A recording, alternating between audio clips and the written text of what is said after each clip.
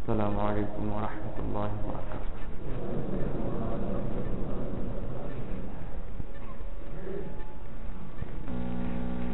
يا رب لك الحمد كما ينبغي لك بجلال وجهك وعظيم سلطانك. اللهم صل وسلم على محمد وعلى آله وأصحابه وبارك. أما بعد، فأعوذ بالله من الشيطان الرجيم. بسم الله الرحمن الرحيم. لقد كان لكم في رسول الله أسوة حسنة. بارك الله لنا ولكم في القرآن العظيم ونفعنا به. أستغفر الله لي ولكم ولسائر المسلمين إنه هو الغفور الرحيم. সমস্ত প্রশংসা আল্লাহ তাআলার জন্য। পবিত্র জুমার নামাজ আদায় করার লক্ষ্যে আল্লাহ তাআলা আমাদেরকে মসজিদে আসার তৌফিক দান করেছেন। আলহামদুলিল্লাহ।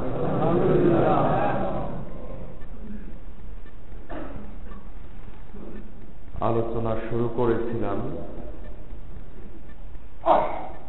নবী মুহাম্মদুর রাসূলুল্লাহ সাল্লাল্লাহু আলাইহি ওয়াসাল্লাম তাকে সাহাবায়ে কেরাম মনে প্রাণে ভালোবেসেছেন। তাই পরিপূর্ণ শক্তি সামর্থ্য দিয়ে তার অনুসরণ করেছেন, অনুকরণ করেছেন। সাহাবায়ে কেরাম তাকে কোন পদ্ধতিতে ভালোবেসেছেন আর অনুসরণ কিভাবে করেছেন, আমরা তাকে কিভাবে ভালোবাসি আর কিভাবে অনুসরণ করি, দুটার মাঝে কিছু তফাৎ সৃষ্টি হয়েছে।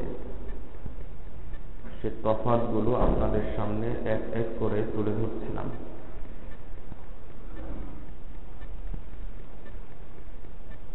রাসূলুল্লাহ সাল্লাল্লাহু আলাইহি ওয়াসাল্লাম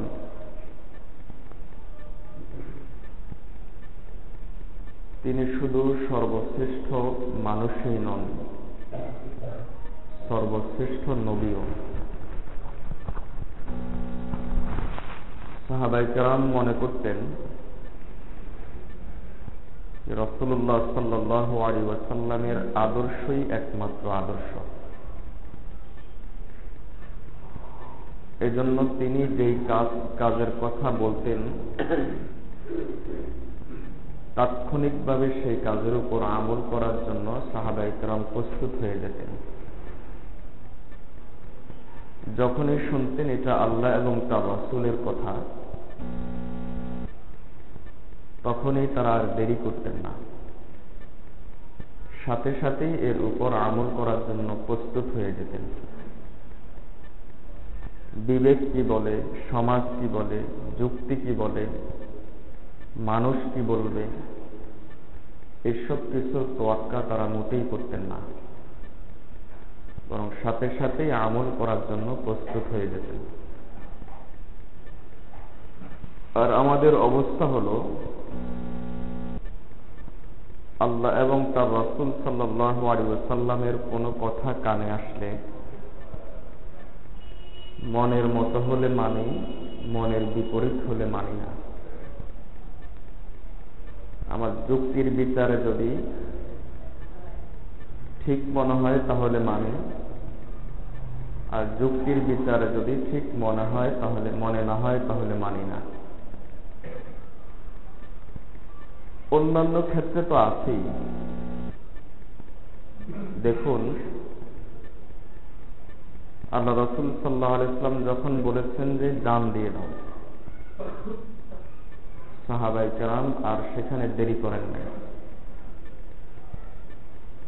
আনসারী সাহাবী বলতেছেন, ইন্নী আকুলু আনিল আনসার ফাসনা হাইসু শি'তা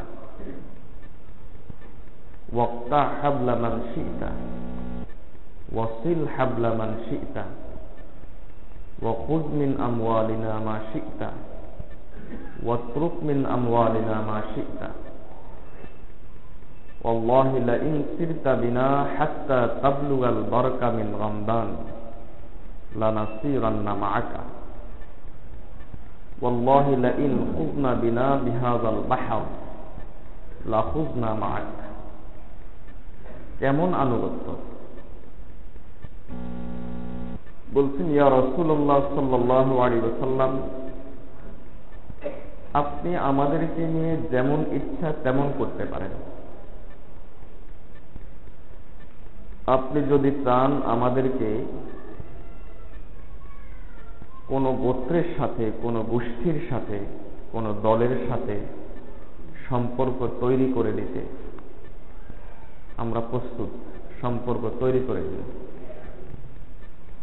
যদি চান যে কারোর সাথে সম্পর্ক ছিন্ন করতে, বলুন, আমরা সাথে সাথেই সম্পর্ক ছিন্ন করব। যদি চান আপনি আমাদের সকল সম্পদ নিয়ে যেতে, নিয়ে যান। আর যদি বলেন যে কিছু সম্পদ রাখবেন আর কিছু সম্পদ আমাদের কাছ থেকে নেবেন, তাও পারেন। কাকে বলে আনুগত্য? আনুগত্য আর কাকে বলে? তবে ইয়া রাসূলুল্লাহ সাল্লাল্লাহু আলাইহি ওয়াসাল্লাম, মনের কথা বলি। মনের কথা হলো, যে সম্পদ আপনি আমাদের কাছ থেকে নেবেন আর যে সম্পদ রাখবেন, এই দুই সম্পদের মধ্য থেকে আমাদের কাছে প্রিয় সম্পদ সেটাই হবে যেটা আপনি নিয়ে যাবেন। যেটা আপনি রেখে দিবেন সেটা আমাদের কাছে প্রিয় নয়। যেটা আপনি আমাদের কাছ থেকে নিয়ে যাবেন সেটাই হবে আমাদের জন্য প্রিয় সম্পদ। আপনি যদি চান, এই যে আরব সাগরটা দেখা যাচ্ছে, আরব সাগরে আমাদেরকে ঝাঁপ দিতে বলেন, আমরা ঝাঁপ দিব। আরব সাগরের উপর ঘোড়া দৌড়াতে বলেন, ঘোড়া দৌড়াব। আপনি যদি বলেন যে বারকে রামদান পর্যন্ত পৌঁছবেন আমাদেরকে নিয়ে, পৃথিবীর শেষ প্রান্ত পর্যন্ত পৌঁছবেন, তাও পারেন। আমরা আপনার সাথে সম্পূর্ণরূপে প্রস্তুত আছি। এই হলো সাহাবায়ে কেরামের আনুগত্য। ফালাম্মা আহাব্বুহু বিকুল্লি কুলুবিহিম আতাউহু বিকুল্লি কুওয়াহুম। যেহেতু তারা ভালোবেসেছেন পরিপূর্ণ অন্তর দিয়ে, তাই তারা তাকে অনুসরণ করেছেন পরিপূর্ণ শক্তি দিয়ে। এই হলো সাহাবায়ে কেরাম রাদিয়াল্লাহু তাআলা আজমাইন। সাহাবী হযরত আব্দুল্লাহ ইবনে ওমর রাদিয়াল্লাহু তাআলা আনহু কোথাও এক সফরে যাচ্ছিলেন। তিনি সফরের আমির। হঠাৎ করে তিনি কাফেলাকে বললেন, থামাও থামাও। কাফেলা থেমে গেল। তারপর তিনি একটু দূরে গেলেন। মানুষ নিজেদের মানবিক প্রয়োজন, বাথরুমের কাজ সারে মতো যেভাবে সারে, সেভাবে একটা অভিনয় তিনি করলেন। আসলে তিনি কোনো কাজ সারেন নাই, শুধুমাত্র অভিনয় করলেন। এরপর চলে আসলেন। লোকেরা জিজ্ঞেস করলো, ও আল্লাহ রাসূলের সাহাবী, ব্যাপারটা কি? তখন তিনি বললেন যে ব্যাপারটা হলো, আল্লাহ রাসূল সাল্লাল্লাহু আলাইহি ওয়াসাল্লামের সাথে সফরে ছিলাম। ঠিক এই জায়গাতে এসে তিনি, ঠিক আমি যেখানে গিয়েছি ওই জায়গাতে তিনি বাথরুমের কাজ সেরেছেন। আমার তো বাথরুম ধরে নাই, যেন আমি যে কাজটা সারবো সেটা তো আমার হবে না। তার অনুসরণে একটু অনুকরণ করে নিলাম আর কি, যাতে করে তাকে ভালোবাসার একটু সওয়াব পেয়ে। এই হলো সাহাবায়ে কেরাম আল্লাহ রাসূল সাল্লাল্লাহু আলাইহি ওয়াসাল্লামের প্রতি ভালোবাসা। তারা ভালোবেসেছেন আনুগত্যের মাধ্যমে, ভালোবেসেছেন তাকে ইতাআতের মাধ্যমে, তাকে ভালোবেসেছেন নিজের সম্পূর্ণ শক্তি তার কাছে কোরবান করে দিয়ে। হযরত আলী রাদিয়াল্লাহু তাআলা আনহু যুদ্ধের ময়দানে আছেন। চারিদিক থেকে বৃষ্টির মতো তীর আসছে। আর এই পরিস্থিতিতে তিনি কবিতা বলছেন, লাউমরি লাকাদ আবলাইতু ফি নাসরি মুহাম্মাদিন আলা সাআতিন যাকাত আলাইহি ওয়া শাক্কাতি।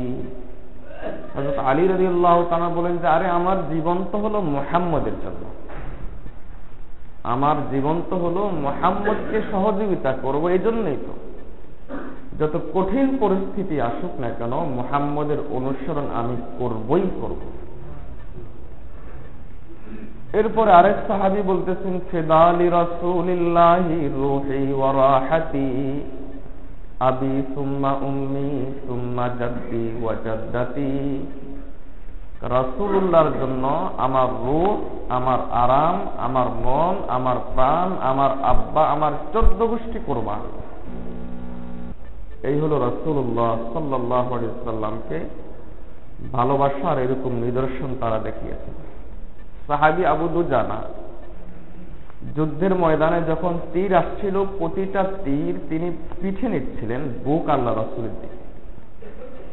একজন বললেন, ইয়া রাসূল, এ আবু দুজানা সাহাবী আবু দুজানাকে বললেন, তুমি যদি বুকটা শত্রুদের দিকে করো, কিছু তীর তুমি ঠেকাতে পারবে কমপক্ষে, তুমি বুকটা কেন আল্লাহ রাসূলের দিকে দিয়ে পিঠটা কেন শত্রুর দিকে?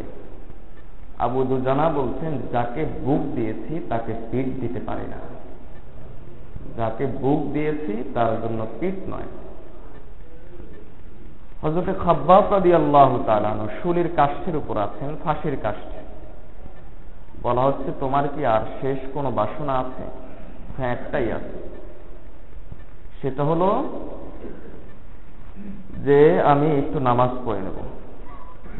বলা হচ্ছে, তোমাকে মুক্তি দেওয়া হবে, একটা কাজ করবে, শুধু বলবে, শুধু মুহাম্মদকে একটু কুৎসা করে একটু কথা বলে দিবে, মুহাম্মদকে নিন্দা করে একটা কথা বলে দিবে, গালিও না, গালির মতো করে বলে দিবে।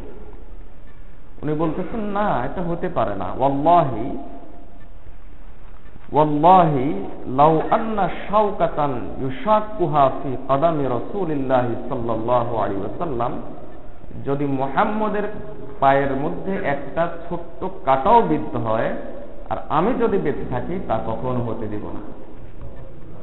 এই হলো সাহাবায়ে কেরাম রাসূলুল্লাহ সাল্লাল্লাহু আলাইহি ওয়াসাল্লামের প্রতি ভালোবাসা। ভালোবেসেছেন, তাই পরিপূর্ণ শক্তি সামর্থ্য দিয়ে আনুগত্য করেছেন। আর আমাদের ভালোবাসা কি? আমাদের ভালোবাসা হলো বছরে একদিন আসলে ভালোবাসি, ঈদে মিলাদুন নবী। মিলাদুন নবী যেদিন আসবে সেদিন ভালোবাসি। গত সপ্তাহে বলেছি, মিলাদুন নবী মানে অর্থ হলো আল্লাহ রাসূলের জন্ম।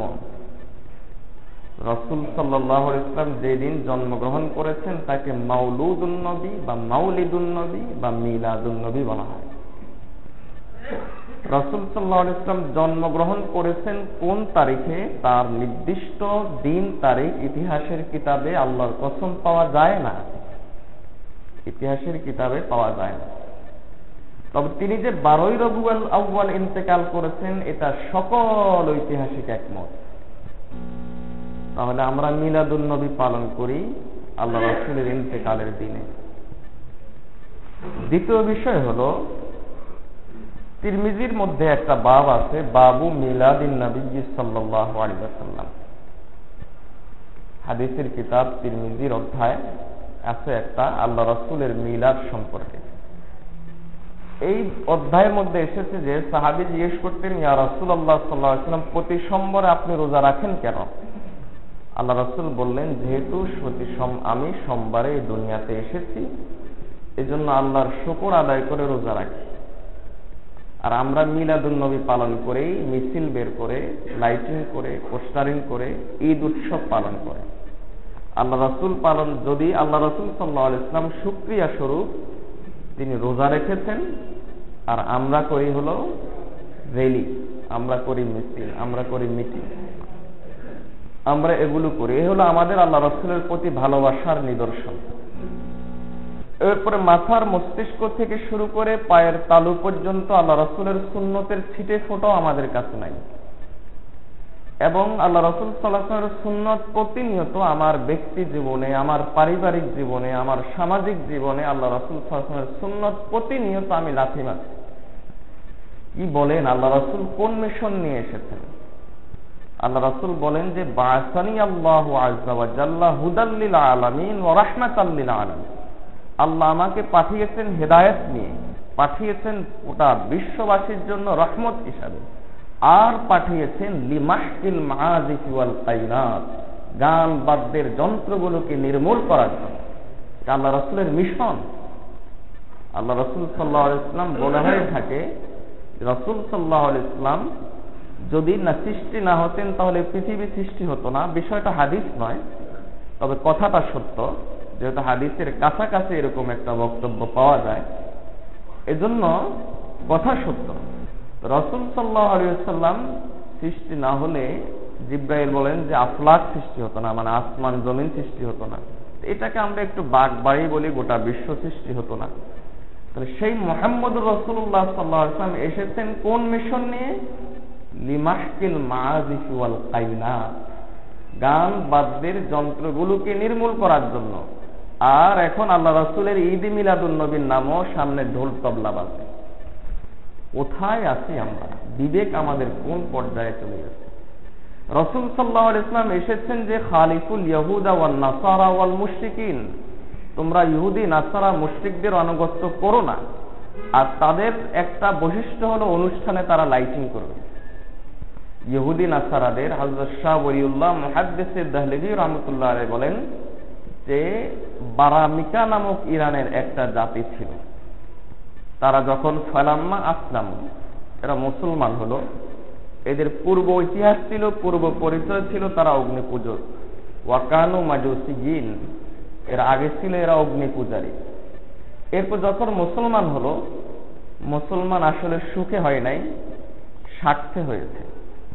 এজন্য স্বার্থে যারা মুসলমান হয়, এদের ইসলামে এদের একটা নতুন পরিচয় হয়, এদের নাম হয় মুনাফিক। এরা মুসলিমও নয়, কাফিরও নয়, ইসলামে এদের একটা নতুন পরিচয় দেয় মুনাফিক। এর অর্থ হলো মূলত কাফির, বাহ্যিক দৃষ্টিতে মুসলমান। বারামিকা জাতি যখন ইসলাম গ্রহণ করলো, অগ্নি পূজার নেশা তারা ছাড়তে পারে নাই, অগ্নি পূজার ভালোবাসা তারা ছাড়তে পারে নাই। এজন্য তারা শুরু করলো কি, তারা বিভিন্ন উৎসবের সময়, বিশেষ করে ধর্মীয় কোনো রাত পেলে সেখানে তারা তাদের মসজিদগুলোর মধ্যে তারা লাইটিং শুরু করে দিল। তখন লাইটিং এর ব্যবস্থা ছিল মোমবাতি দিয়ে, আগুন দিয়ে। আর এখন আধুনিক হয়েছে, ডিজিটাল যুগ, এজন্য বিদ্যুৎ দিয়ে তারা ওইটা শুরু করে দিয়েছে। তাহলে এই লাইটিং করা মসজিদে আল্লাহর বান্দা নিজের বিবেককে একটু খরচ করুন, সামান্য। আপনি যদি আল্লাহ রাসূলের উম্মত হন, কোরআন হাদিস লাগবে না, একটু বিবেককে খরচ করলেই বুঝবেন যে মিলাদুন নবীর সাথে লাইটিং এর কি সম্পর্ক, মিলাদুন নবীর সাথে এরপরে এই সিন্নির কি সম্পর্ক, মিষ্টির কি সম্পর্ক, জিলাপির কি সম্পর্ক। নিজের বিবেককে একটু খরচ করুন। চোখ বন্ধ করে বলুন তো, সাহাবায়ে কেরাম কি এমন করতে পারেন? আপনি মিলাদুন নবী নিয়ে আসছেন না সিরাতুন নবী নিয়ে আসছেন আমার জানার বিষয় না। আপনি শুধু আপনার বিবেকটাকে একটু 5 পয়সা পরিমাণ খরচ করুন, আর একটু চিন্তা করুন সাহাবায়ে কেরাম কি আসলে এটা করতে পারেন? সাহাবায়ে কেরাম কি আসলে মসজিদে লাইটিং করে, হই হুল্লোড় করে, এরপরে মিছিল মিটিং করে, এরপরে এভাবে তারা কি করতে পারেন? আমাদের আনুগত্যের অবস্থা হলো এই। আর এর উপরে আমরা কি বলি? আমি এমন স্লোগানও শুনেছি গত বছরের আগের বছর সম্ভবত, এই 10 নম্বরে ওখান থেকে আসার পথে স্লোগান শুনেছি মিলাদুন নবীর মিছিলের মধ্যে, সিরাতুন নবী লাথি মারো, মিলাদুন নবী জিন্দা করো। সিরাতুন নবী লাথি মারো, মিলাদুন নবী জিন্দা করো। আল্লাহর বান্দা, আল্লাহ রাসূলের প্রতি যাদের ন্যূনতম ভালোবাসা আছে, যাদের সামান্য পরিমাণ ভালোবাসা আছে, সিরাতুন নবী মানে কি? সিরাতুন নবী মানে হলো নবী মুহাম্মদুর রাসূলুল্লাহ। সিরাতুন নবী হলো মুহাম্মদুর রাসূলুল্লাহ, আর মিলাদুন নবী হলো মুহাম্মদ ইবনে আব্দুল্লাহ। আব্দুল্লাহর ছেলে মুহাম্মদের জন্ম, 40 বছর পর মুহাম্মদুর রাসূলুল্লাহ হয়েছেন, তারপর আল্লাহ বলেছেন লাকাদ কানা লাকুম ফি রাসূলিল্লাহি উসওয়াতুন হাসানা। আল্লাহ রাসূলের জীবনে মুহাম্মদ ইবনে আব্দুল্লাহর জীবনে নয়, মুহাম্মদুর রাসূলুল্লাহর জীবনে তোমাদের জন্য রয়েছে জীবন আদর্শ। মুহাম্মদ ইবনে আব্দুল্লাহর জীবন আদর্শ তোমরা অনুসরণ হয় করতে পারবে না, অথবা করতে পারলেও সেটা তোমাদের জন্য আল্লাহর পক্ষ থেকে নিষেধ করা হয়েছে। যেমন মুহাম্মদুর রাসূলুল্লাহ সাল্লাল্লাহু আলাইহি ওয়াসাল্লাম জন্মের সময় তিনি যখন জন্মগ্রহণ করেছেন, কিসরার সকল পাথরগুলো পড়ে গিয়েছিল, অগ্নিগুলো আগুনগুলো নিভে গিয়েছিল। আপনি জন্মগ্রহণ করবেন, পারবেন পাথরগুলো ফেলে দিতে, আগুনগুলো নিভাইয়ে দিতে? তাহলে অনুসরণ করা সম্ভবই নয়। কারণ মুহাম্মদ ইবনে আব্দুল্লাহ হিসাবে 40 বছর তিনি যে জীবন যাপন করেছেন, সে 40 বছরের জীবন ছিল তার 23 বছর জীবনের নবুয়তের দলিল। এজন্য হক্কানি উলামায়ে কেরাম যারা, তারা বলেন যে মিলাদুন নবী হলো সিরাতুন নবীর দলিল। তবে মিলাদুন নবীর সাথে লাইটিং, মিলাদুন নবীর সাথে পোস্টারিং, মিলাদুন নবীর সাথে সিন্নি বিতরণ, মিলাদুন নবীর সাথে জিলাপি বিতরণ, আর মিলাদুন নবী ধরো, সিরাতুন নবী লাথি মারো, এটা কুফরি কথা। এটা কুফরি কথা। মুহাম্মদুর রাসূলুল্লাহকে অস্বীকার করা হয়।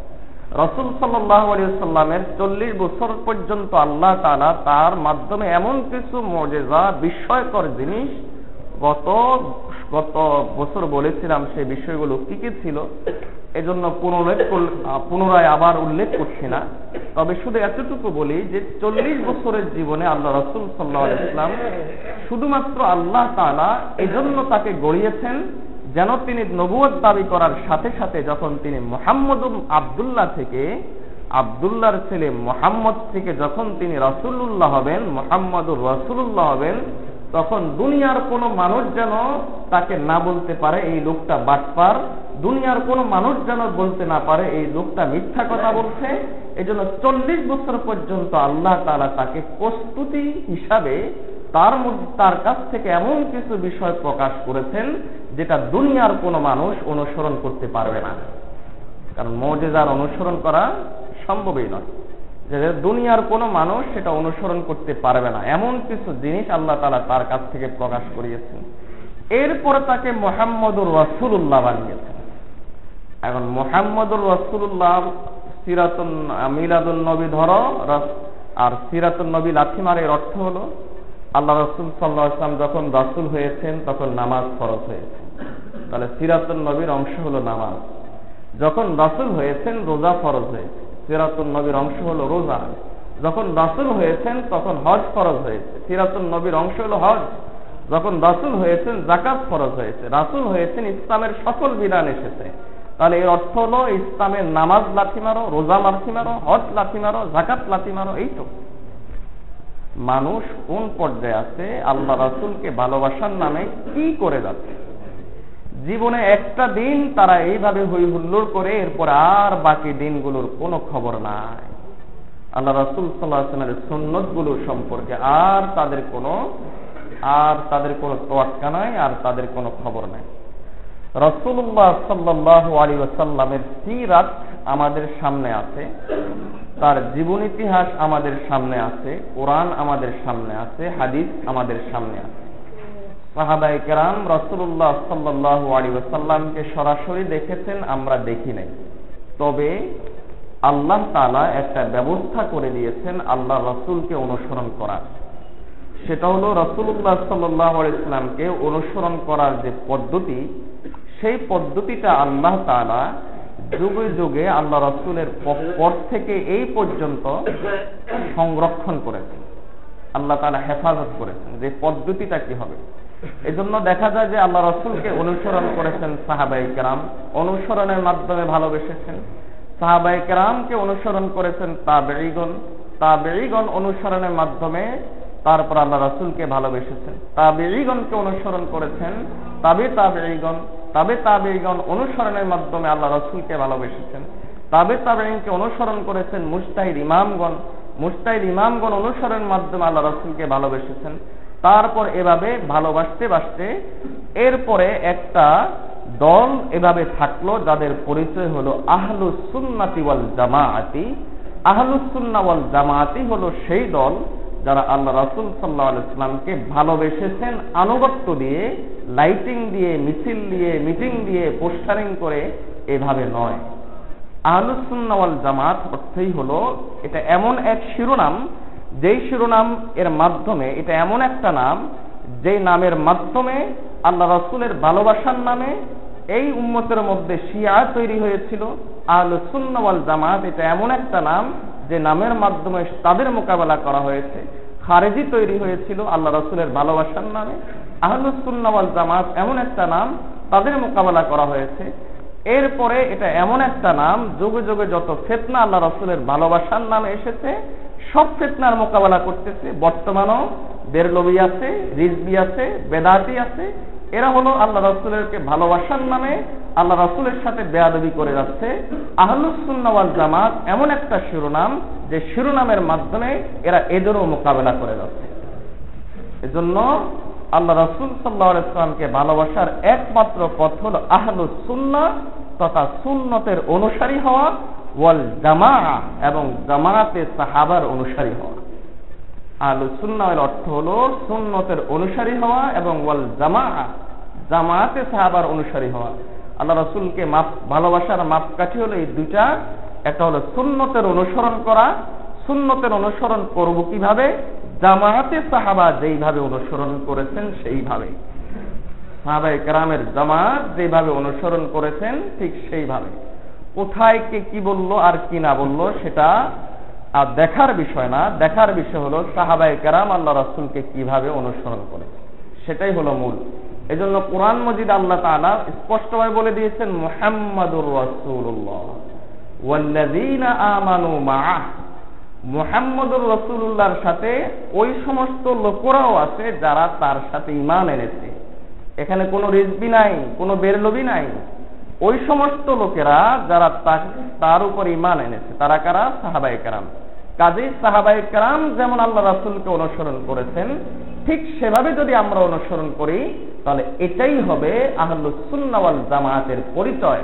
এজন্য আহলুস সুন্নাহ ওয়াল জামাতকে দেখতে পাবেন আল্লাহ রাসূলের টুপির হেফাজত করেছেন, আল্লাহ রাসূলের দাড়ির হেফাজত তারা করে যাচ্ছেন, আল্লাহ রাসূলের মেসওয়াকের হেফাজত করে যাচ্ছেন, আল্লাহ রাসূলের পাঞ্জাবির হেফাজত করে যাচ্ছেন, আল্লাহ রাসূলের তাবলীগের হেফাজত করে যাচ্ছেন, আল্লাহ রাসূলের জিহাদের হেফাজত করে যাচ্ছেন, আল্লাহ রাসূলের তাজকিয়ার হেফাজত করে যাচ্ছেন, আল্লাহ রাসূলের ইলমের হেফাজত করে যাচ্ছেন, আল্লাহ রাসূলের হাদিসের হেফাজত করে যাচ্ছেন, আল্লাহ রাসূলের তাফসীরের হেফাজত করে যাচ্ছেন, আল্লাহ রাসূলের ফিকহের হেফাজত করে যাচ্ছেন।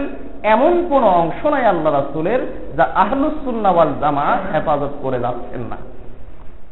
আর আহলুস সুন্নাহ ওয়াল জামাতের বিপরীতে কি আছে? যারা আছে তারা আল্লাহ রাসূল সাল্লাল্লাহু আলাইহি ওয়াসাল্লামের সুন্নতকে লাথি মারে, টেলিভিশনে বক্তব্য দেয় আর বলে যে আমাদের রুচিও কত খারাপ হয়ে গেছে।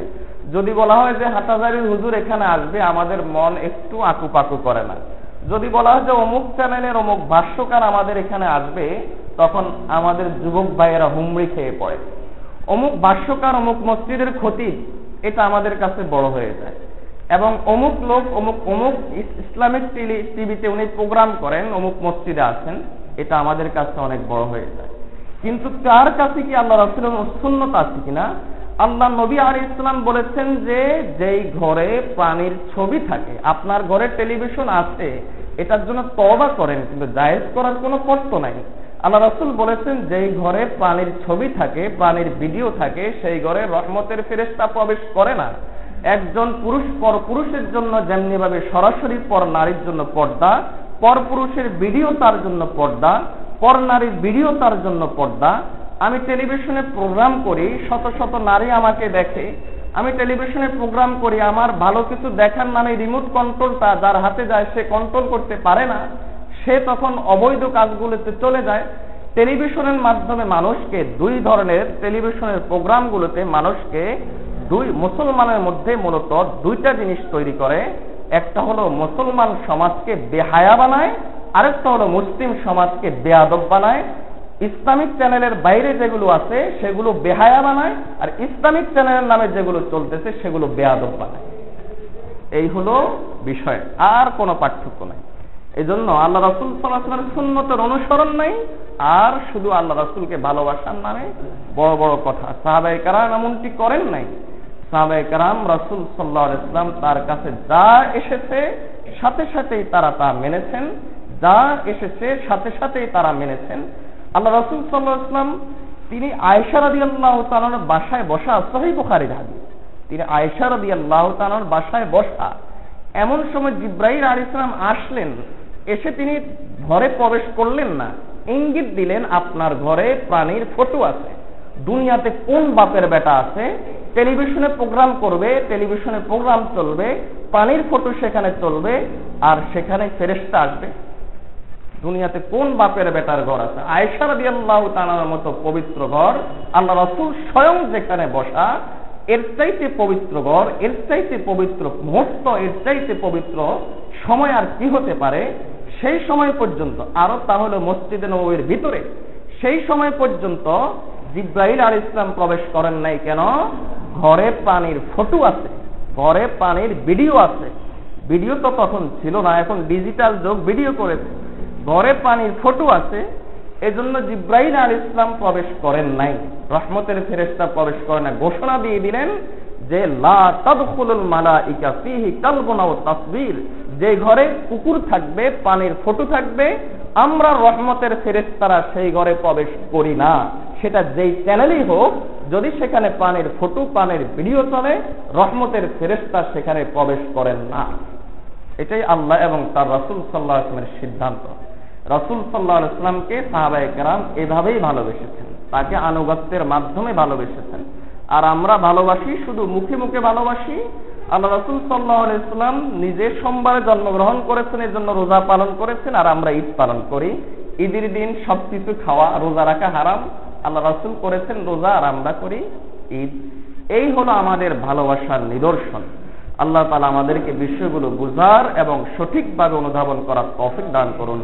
সাহাবায়ে কেরাম রাসূলুল্লাহ সাল্লাল্লাহু আলাইহি ওয়াসাল্লামকে আরো কিভাবে ভালোবেসেছেন, আর কিভাবে অনুসরণ করেছেন, আর আমরা কি করি, এই বিষয় সম্পর্কে আরো কিছু কথা ইনশাআল্লাহ আগামী জুমাতে বলবো। যারা সুন্নাত পড়েন নাই সুন্নাত পড়েন।